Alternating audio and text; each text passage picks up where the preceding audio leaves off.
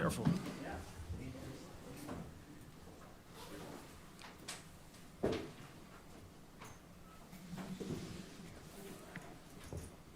Well, maybe we start off, Ed closes the deal last week. Just kind of what did you watch the film?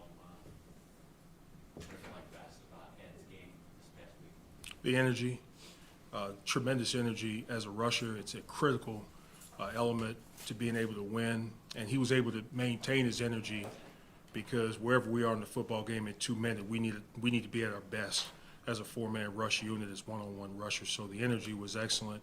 It always provides population where the ball is, and that's one of the blue traits that he has. So that was really something that stood out. We've seen him more, I don't know if this is obvious, but in a two-point stance, obvious passing situation. I mean, you even see Myles Garrett standing over the center in a two-point stance. Is that something you've done more, or more teams are doing, you've done more this year, or not really? Not really. Ed can function out of that stance, and that's why. And also, if we have alignment variations, front variations, hopefully that looks, it gives the defense a little bit different look. They're not sure where Ed is going to be pre or post snap, so it just gives us a little bit of alignment variation. How much do you feel there was a feeling out period, the weeks after losing Matt and Tre'Davious and Daquan, and kind of figuring out how to fit what pieces in, and do you feel you're past that point now, and that's why things kind of seem stronger than ever? Well, when you lose players of that caliber, there's definitely an adjustment, whether you want to acknowledge that or not as coaches and players. There is an adjustment. Those are significant contributors to our defense. And so you have to all of a sudden figure out who's doing what and how the new players, the new pieces are going to function, and then how to get everybody working at the same level as we did prior to those guys not being available. Hey, Eric, Kansas City Eagles, you got Greg line up inside for a couple snaps, Shaq inside as well. What do you like about that matchup, getting those athletic guys inside? Sure, just the quickness, the short area quickness, and with Greg in particular, his length. If you're trying to affect the quick passing game with mesh concepts, crossing routes, or when an offense is trying to get the ball out of their hand via the quarterback, Greg's tough to throw over. We've seen that with him, with AJ. Those guys are tough to throw over, and hopefully you can exploit a little bit of a short area quickness advantage inside when we get the guards one-on-one. Slater is so good at Chargers, pretty impressive. Did you go into that game thinking we may have to do more pressures or simulated pressures? I mean, I realize a lot goes into that quarterback, but I mean, just the solidness of that on the outside. What do you think about that? Well, we always go in with wanting to have balance, and with as far as a game plan is concerned, and we were able to do that. We know who the dangerous. There's certain people that we just don't want to get started, and so if we can affect them with speeding the quarterback up or with fortifying the coverage in that direction. That's what you'd like to be able to do, is to just have a little bit of balance in your game plan and affect those explosive elements with some of those things. Yesterday, Sean said that playing time is earned when he was talking, answering a question about Von Miller. What, in your mind, is Von doing to earn that playing time? Just working hard and continuing to work toward being in a position to get back to what we're used to seeing. Von has earned a lot of respect. He's earned a lot of leeway, and his situation is one that I'm not sure everybody is privy to with respect to him working back through the injury, tough injury, and just getting himself back into a position where he can really affect the quarterback in the way that we're used to seeing. So he's working his tail off. I'm satisfied with that, and we'll just continue to move forward with that. Did he have a setback that you're referring to there? Well, not so much a setback, but there are ups and downs. There are times when in the process of working your way back to an elite level or to a consistently productive level, there are going to be ebbs and flows. There are going to be setbacks with respect to him being able to depend and count on, what he can do, his body, his legs, everything, the coordination. And so I wouldn't say setbacks, but there are definitely some consistency areas that we want to try and make sure that we get to, and Vaughn's working hard on that. At least from the numbers, you know, the statistics, they're not there. So how do you weigh, and I'm sure you measure production in other ways other than just baseline stats, but how do you weigh his performance and what you're getting from him versus what you might be getting from someone else on your roster? Well, and you just mentioned it, you know, there are things that are obvious and there are things sometimes that are just obvious to us. And as far as stats, Vaughn has affected the game for the benefit of others with as it pertains to our rush. You know, there have been some areas where we've been able to get the quarterback down, and he's been an integral part of that, but he didn't necessarily get credit for that. But we know what he did to affect the outcome of that play as a rusher. You know, if for example, the other night when Poona Ford was able to sack the quarterback in the red zone, if Vaughn is 2-3 yards up the field, it gives the quarterback a lane to escape. Vaughn's rush technique fit that situation. It fit the launch point of the quarterback, and it was able to keep a nice tight box around the quarterback so he didn't have options to escape or extend the play. So some of those things are very, very valuable. It's not necessarily the standout splash statistical things that we're used to seeing, but it definitely gives us a chance to have positive outcomes. Coach, I realize teams morph and change through the course of the year. Obviously, the Patriots offense has some of those, new quarterback being the most notable. Is their MO and approach on offense essentially the same from what you've been able to tell, or has he brought maybe some new preferences based on his decision-making or other things to that offense? Well, without being I think what we're seeing from this particular quarterback is I think he's taking care of the football. I think the offense, I think they have an offensive philosophy, and I think that has persisted, and I think this young man is doing a little bit better job of taking care of the football and not giving the defense opportunities to take the ball away and some of those types of things. I don't see a lot of variation offensively, but I'm sure that there are some things with his skill set that may be unique to him. I know one thing, I know he's much more elusive, he can extend plays, and he probably runs a little bit more than what we've seen, so we have to be aware of that, and we have to make sure that he can extend plays. Daquan Jones getting ramped up here over the last 2 weeks. What have you seen, and then what are your expectations once he is kind of here? Daquan looks great, and that's a culmination of a lot of hard work from the point that he became not available to us. Once we got back from London, and Daquan has been, just from a mindset standpoint, he's been looking forward. He decided at that particular point that he was going to come back and play, and what he's done away from the field has been phenomenal, along with our training staff. And so he's been out, he's been working, and he's anxious to get back out there, and I'll be excited to see him out there. Hey, Eric, after the game the other night, Carl Bernard was disappointed when what he called communication breakdowns and mental mistakes. If that's what you guys saw as a staff, what sort of caused those? Well, you know, just some of the uncertainty of via formations, just different looks that you may get, maybe unscouted looks, and when the game starts to speed up, you want to be crisp, you want to be sharp with your communication and make sure you have absolute certainty pre-snap. And I know exactly what Terrell is referring to, and I like the fact that, you know, he's hard on himself in that way, because with that position comes a lot of responsibility in terms of communicating to the front and making sure that the back seven, that those guys are all on the same page. And he'll continue to get better with that. There have been some times where he's been outstanding, and then there were a couple of lapses the other night, and we're on top of that, he's on top of it. As like a developer, players, and an evaluator of prospects, what takeaways do you have when you think of AJ Epenesa's 4 years? That he's grown tremendously, and that speaks to his character. You know, when AJ and I came into this program together, my first year coincided with his, and from day one, AJ has been not concerned with the role that he's had to play or that he's been thrust in, as much as just being extremely productive when his number is called or when he has an opportunity to go out and play. AJ has matured. He's able to acquire a lot more information pre-snap and via the situation that he finds himself in. And so there's just been a lot of growth due to time on task and a lot of his just personal investment in getting better.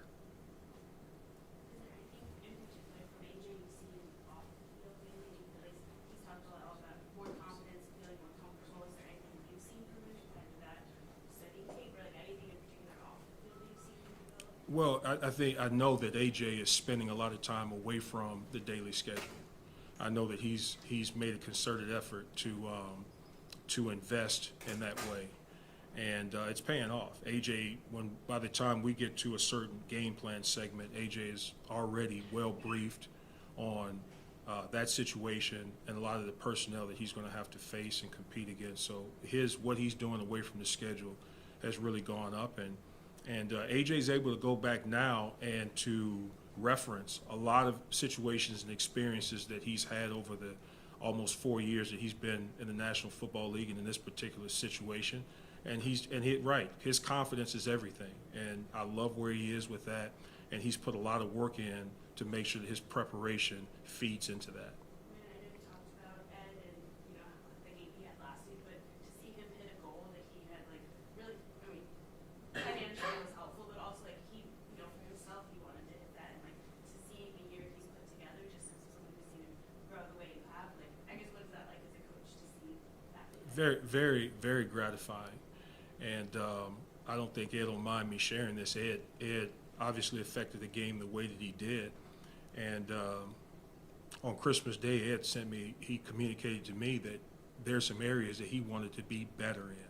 So when you look at that, when you hear someone talk about wanting to be sharper and better in a specific area after producing the way that he did and in the manner that he did, that's really cool to see, because he has an attitude of not being satisfied, but also not being surprised when he's able to affect the game in the manner that he did.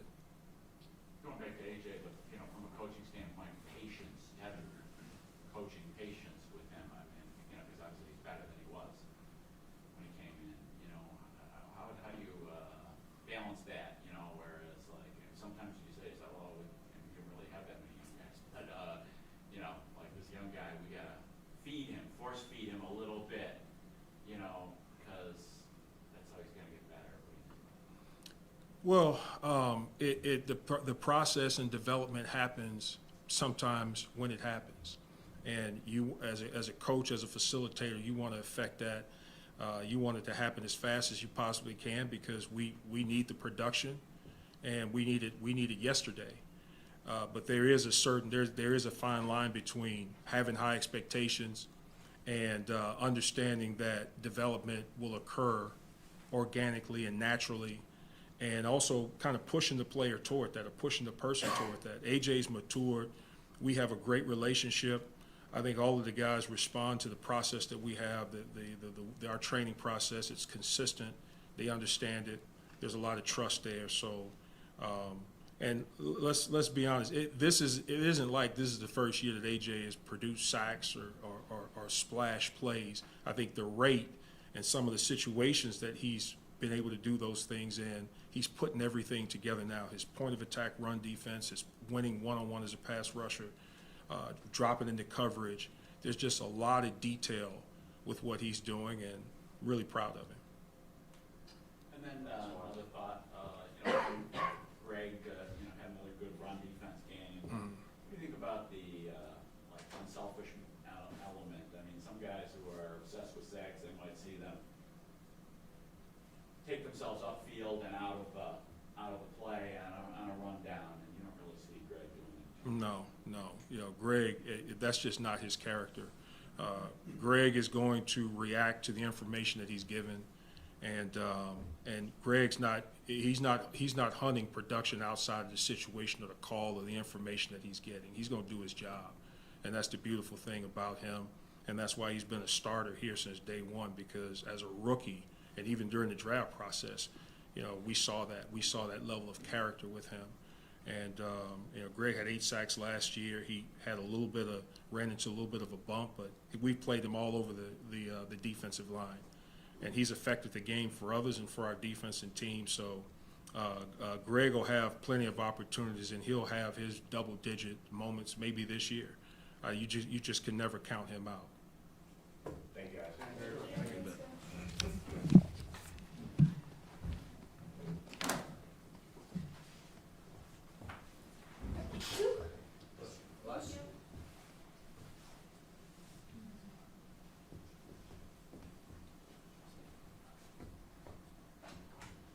Huh? I'm not even ready.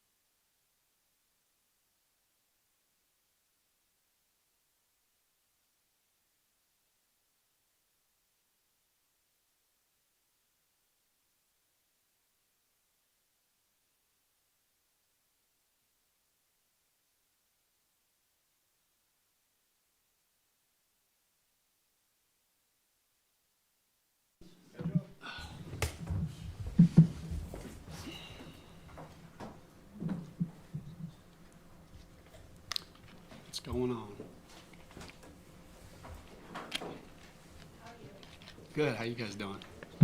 Hey, Joe, the Patriots rank first in fewest yards allowed per carry. What makes them so good? Like they do such a unique job that it's they got such a clear vision for how they want to utilize each player and understanding, regardless of injuries or whatnot, the guys have defined roles and they understand, hey, when they're going into this week, hey, this is what we need to stop, and they do a great job at it. It's as good of a defense as we're going to face or we faced all year, and so it's a great opportunity for us. But yeah, we got to know it. They're going to make you earn every single yard.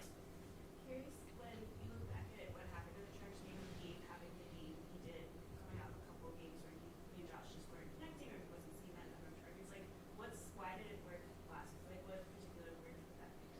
Yeah, I think one, it just kind of speaks volume to who Gabe Davis is as a person, right? Like, I played wide receiver. Obviously, I wasn't any good, but you want to get touches. You want to get the ball, and you want to feel like you can help the team. And just for whatever reason, whether it's the Dallas game where we're just running the ball a lot, some of the balls just didn't naturally go his way. But he didn't blink. He showed up to practice. Unbelievable work ethic. Just kept working.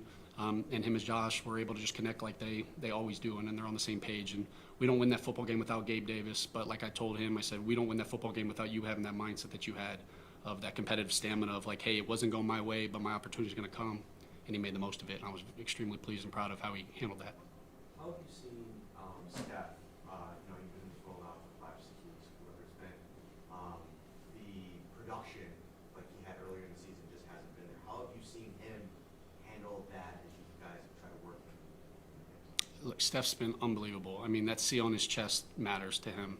And I think just the offense in general, like all they care about is winning football games. And it's been really fun to see. And the guys in the locker room, the reality of it is there only is one football, and all we're concerned with is finding ways to win that football game. And whether it's run the ball like we did against Dallas, whether it's find a way to get one more point like we did this past week, you go into the locker room and everyone's happy, and that matters to me. Steph Diggs does so much even when he doesn't have the ball. Obviously, you want to get him as many touches and you want to get him every catch that you can, but there's so many things that he's opening up windows, and Khalil Shakir's, James Cook's, like he's doing so much without the football that he's doing, like it doesn't necessarily always show up in the stat book, but he hasn't once blinked. He's just showing up to work, and he's been great. All he cares about is winning football games, and I know he helps us win football games. Has there been a plan going into the games the last 2 weeks to kind of bring his snap count down a little bit, or is that something that happened naturally with the game? Well, I think last week, just in general, I mean, I think we only played 52 plays. Like last week, the numbers were going to be down for everybody, and I think that was just a product of the way that we were playing. So I don't think that wasn't anything intentional with him. I know he got nicked up a little bit on the first play of the game, but I think some of that was just the way that the game kind of was being played. But even still, with the number of snaps being down by percentage, it was lower too. So, I mean, how much did the injury play into that, if at all? Look, I think, we go into games and, we tag plays, with getting guys. The reality is Gabe Davis, Steph Diggs, like no matter who it is at wide receiver, like to be able to sustain success throughout the season, be able to play, they can't play every play. And so there's certain times where it's like, hey, it's going to be better for this person to not be on the field this play, just to give them a blow, knowing that, hey, this one's going to be coming, or hey, that's the reason we have a bunch of wide receivers. And so knowing that some of that stuff just kind of played out that way. While he may be opening things up for other people, does he need to actually be getting the ball more for this offense overall to reach its full potential? Yeah, I mean, yes. Like any given time you get the ball to Steph Diggs, good things happen. But like I said, we're just trying to find ways to win that football game, or whatever it is. And fortunate the last couple of weeks we've been able to do that. And if that's getting him 10 catches and we win the football games, or him getting 2 catches and we win the football games, he's going to be the same way. Obviously, he's our best football player. He's our best receiver, and you want to get him involved because it makes us better and it allows us to continue to move the chains. But whatever we got to do to win that football game, we're going to try to do our best to figure that out. Hey, Joe, you've had Knox back for 3 games now. What did you learn? That was your play clock. What did you learn about what he does well in the past game? What else he's got to do? Yeah, I mean, fortunately, regardless of just being the quarterback coach, you kind of get a feel of kind of who Dawson is, and brings such a unique skill set to just to combine that with Dalton and Q, and then just his improvement in the run game, just from what he was prior to even when I got here, and just seeing the growth that he's been in that just allows him the versatility to be able to keep him out on the field, no matter the route, no matter the run play, pass play, and it makes my life a lot easier calling plays with that. But, the first play of that last drive this past week, just seeing him, just the confidence in him and him being able to get off the release and make that play. I mean, we have full confidence in Dawson of, whatever we're going to call, he's going to find a way to get it done. You've had probably sufficient time now to sort of settle into the role. With Sean on a weekly basis, obviously he's got his hands full calling the defense and working on that side of the ball, but just how involved is he in the week leading up to a game with the offensive game plan, if at all? He just has, as all head coaches, great communication. He has clear expectations of what he wants. He allows us to do our job. And he's been clear, since I've had the job, since going into the offseason, about what he looks for into this for this offense. If there's something that's not the way he sees it, or he sees on tape, hey, I've been watching this defense, and these are some things that I think might give him the fits, he'll chime in with that, and I greatly appreciate that. I walk down to his office and be like, hey, how would this give you trouble? So just that dialogue, that communication, it's been great. Joe, last week we talked about how Josh is having more fun. He's having fun out there right now playing football, and he's having some joy with this. And you said, is there anything in particular he's doing behind the scenes that you're seeing him have that fun with it? Maybe more than earlier in the season, or maybe it's been there, but is there anything that stands out to you? No, one thing about Josh is his approach. He's not going to let results dictate his mindset and his approach. When we lose a football game, he showed up on Monday with the same "I'm ready to go for this week" mindset, and you kind of have to do that so the guys kind of can follow you. And we've been winning. We've won these last 3 games, but his approach, his mindset, he's been just as consistent as can be. I think it's obviously led to some success, but nothing's changed in the way that he kind of approaches everything, and I'm proud of him for that.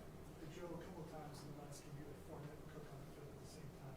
What kind of flexibility does that give you, run and pass? Yeah, I think anytime that you could continue mixing in personnel groupings that, hey, maybe a defense hasn't seen, or get a defensive coordinator to have to hesitate for a second of what call they want to do, or they have to spend time game planning for a potential personnel grouping that you might not even put in the game, making them have to kind of game plan for. And we're not just calling plays to call plays. There's intent behind it, just like there's intent in all of our plays. It's not like, hey, let's just run this play so a team has to game plan for it. I'm not saying that, but just trying to find ways to get our best football players on the field, and that we feel like it'll be an advantage for us against said look of a defense. How do you The feel? Patriots switch things up in the red zone, so how do you guys rep that in practice and make sure that you don't let that get in the way of what you guys want to do in the red zone and get the favorable matchups that you guys want? Yeah, I think it's they do such a great job when you get in. Like I said, they make you earn it all the way down. You get in there, and then once you get in there, it switches up a little bit. I think the biggest thing is just focusing on ourselves. And us just understanding, hey guys, everybody need to do their job on the play, and just trust, hey, if this is your route, you run this route. Josh, just work yourself through the progressions, find your answers, instead of making it necessarily all about them and what they're doing defensively, of kind of just making it about us. I think is the most important thing. What did you see Number one from in the red zone in the league? Obviously Josh. He had some good schemed up plays, the quick pass, but just kind of what do you attribute most to the fact that you're leading the league? Look, I think when you have 17 at quarterback, you feel like whatever you call he's gonna find a way to get it done, and it makes life a lot easier. And the way that we've been able to at least run the ball in some of the games makes it a little easier as you're getting down there, as you feel like you don't have to just pass the ball every single snap, but that you have 17 in there, and if you have to pass it, he's going to find a way to, if it's not clean, playoff schedule and keep it going. So I wouldn't attribute it to anything other than our guys are just trusting that when they get down there, they have the mindset that we want to finish these drives. We've had some games this year where we've kicked field goals down there, and so it's kind of just not necessarily flipping the mindset, but just making sure we're locked in and knowing that, hey, we want to come away with 7 right here. What did you see from Leonard Fournette against the Chargers? It was so good. It was good to see him out there. The same guy that we've seen in practice every week. He's going to play it. He's going to play, as hard as he can be. You're going to feel him running the football. Naturally, I would have liked to, just in general, everybody had more than, we ended up having like 4 drives or 3 drives where it was only 1 or 2 plays, so you couldn't get guys into a rhythm last week, which was a little frustrating.